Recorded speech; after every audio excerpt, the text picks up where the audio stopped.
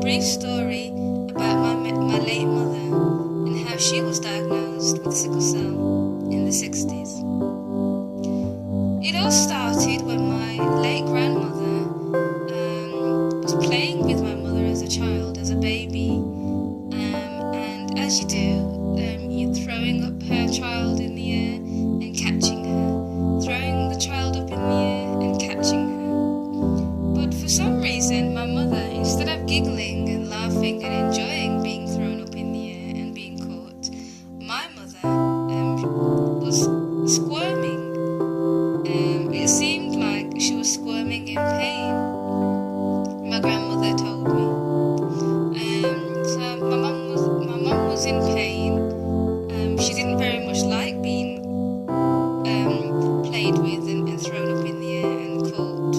So my grandmother was like, "What's wrong with my child? What's wrong with my baby? What's going on? Why doesn't she like being played with? That's strange. She's not giggling. She's not, she was all in confusion."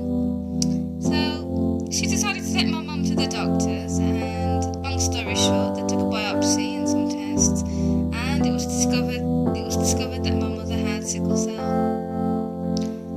Sickle cell is a blood disorder that causes the cells to be sickle shape, like a sickle moon. These have the tendency to cause crises by clumping together and often causing painful crises, restricting and constricting oxygen to the limbs and to the organs, and it's often can be a very fatal condition, sickle cell. Life expectancy is not always good because of the various plethora of complications that can arise from the lack of oxygen, heart problems, and various other problems relating to sickle cell. My mother was affected by very bad bruising. So whenever she would have a crisis, oftentimes there would be remnants of that crisis because on different parts of her body, bruising would occur, and you can tell that that was the area of her body where she had a crisis. She was in and out of hospital, but she also had times of remission where it wasn't so bad. While she was a child, growing up with her siblings, she wasn't able to go swimming like normal children do because of the water being too cold. Unless she went to a heated pool, a heated swimming baths, and that would be fine. But ordinarily, she wasn't able to go swimming due to the sickle cell, which cold causes a crisis. She also wasn't able to do strenuous activity, so play fighting with her siblings and things like this wasn't able to be an option. Playing outside in the snow was also not an option either.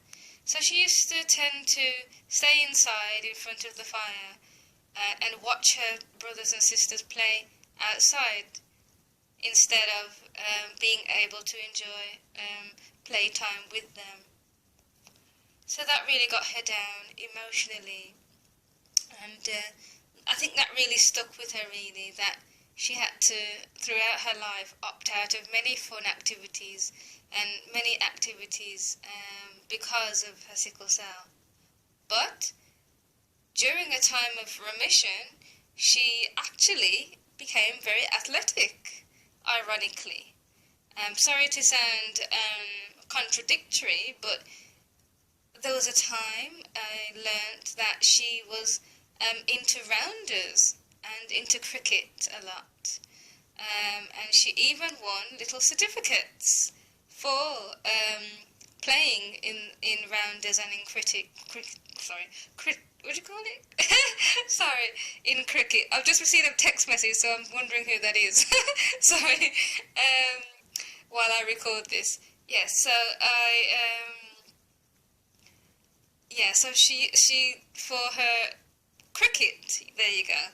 And yes, so that really made her proud because she says to herself, obviously, that inside, I am not going to let this condition stop me.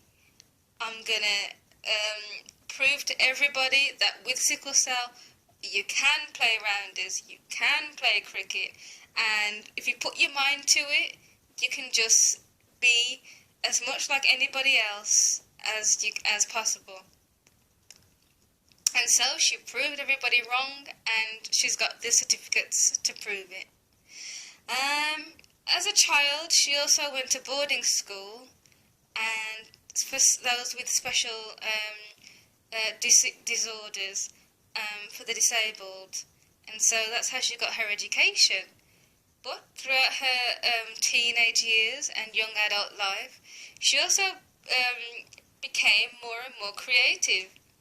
And she used her sickle cell to really inspire her to create and to design.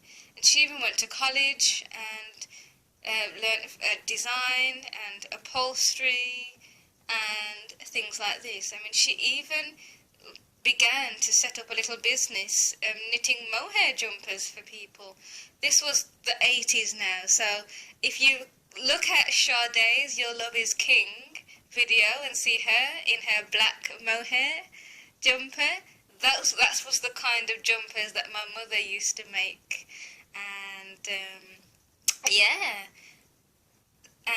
but sickle cell began to again take its toll, and then she started to have to be put on medications to help pain manage, and yeah. But this is just a little short story of brief story. I could go on further, but I'll leave it short for now. I just want to say that I love you all, and please do not give up the fight. You are loved, you are cared about, and you are fighters, and we thank you for inspiring us all daily. I am actually a sickle cell trait. My grandmother, my mother's mother, was a sickle cell trait. Before I go, sickle cell was something that my grandfather had, my mother's father, so it's hereditary between them. Her siblings, my mother's siblings, did not get sickle cell. But yeah, I'm a trait, so I will probably go into that a little bit further in another video. Thank you so much for watching. Love you very much. My prayers are with you. May God continue to give you the strength to keep going. And take care. Bye.